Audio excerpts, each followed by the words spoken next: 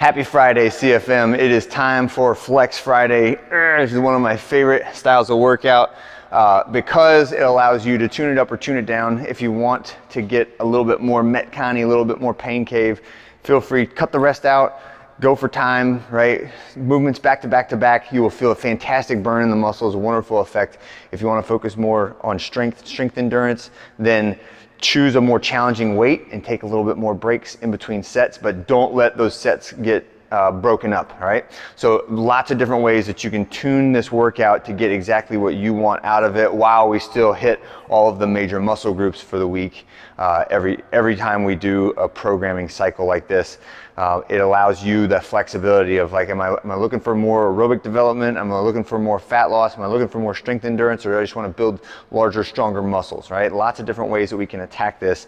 And then if you don't care about any of that, just do the workout like I wrote it, right? And you'll get a fantastic overall GPP base, right? And that's the kind of the purpose of the whole program, is making you better at being a human and doing the other things outside the gym that you want to do. So there's my little clip of philosophy for the day.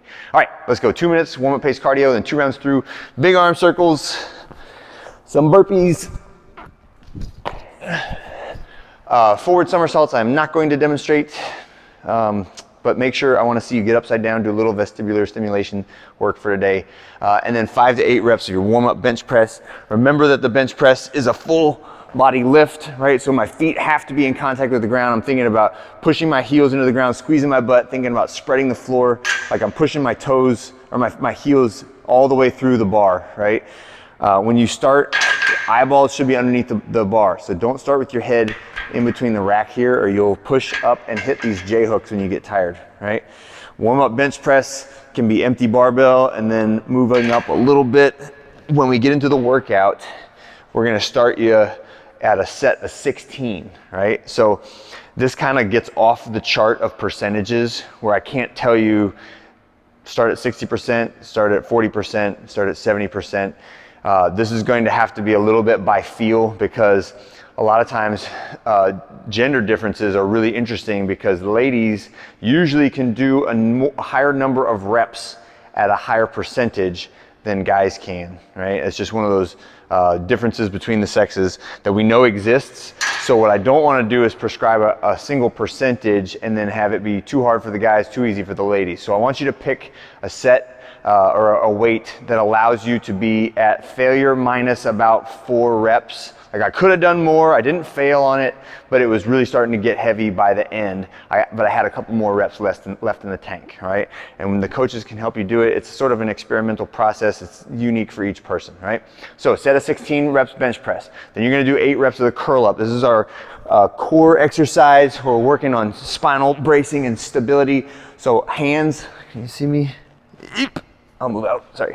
Hands underneath the small of my back, forcing my belly up to the sky, right? And I'm just holding in that brace position for a second and then relaxing back down. Holding in that brace position and then relaxing back down, right?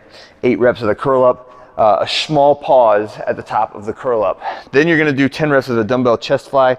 So you've got back to your bench, dumbbell in each hand, and we're going out to the side until your hands are in line with your body, and then squeeze back up. The important thing on the chest fly is trying to keep your arms at 90 degrees away from your body, right? Don't let them go down low. Don't let them go up high. Don't let your elbows bend too much, right? Arms should be mostly straight, just a slight bend in the elbows, and then we're touching and squeezing those dumbbells together at the top of the dumbbell chest fly.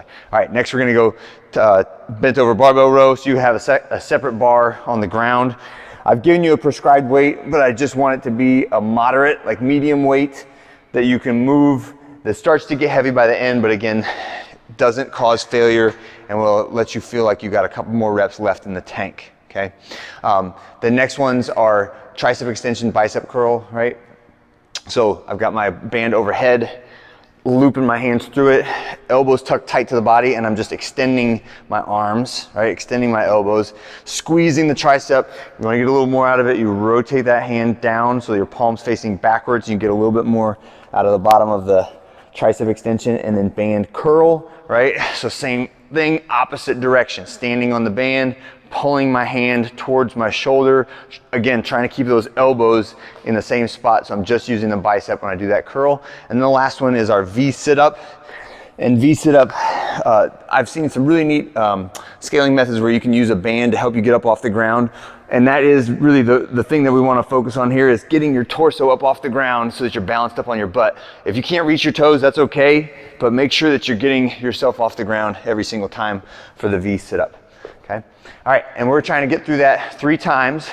When you get through the 3rd round, you're gonna do one last set of 10 bench press. So you're actually gonna get 4 sets of bench press, but only 3 times through the rest of the accessory activities. All right, and that should take us the whole time. I love Flex Fridays. I hope you guys do too. Have a great day, and I'll see you on Saturday.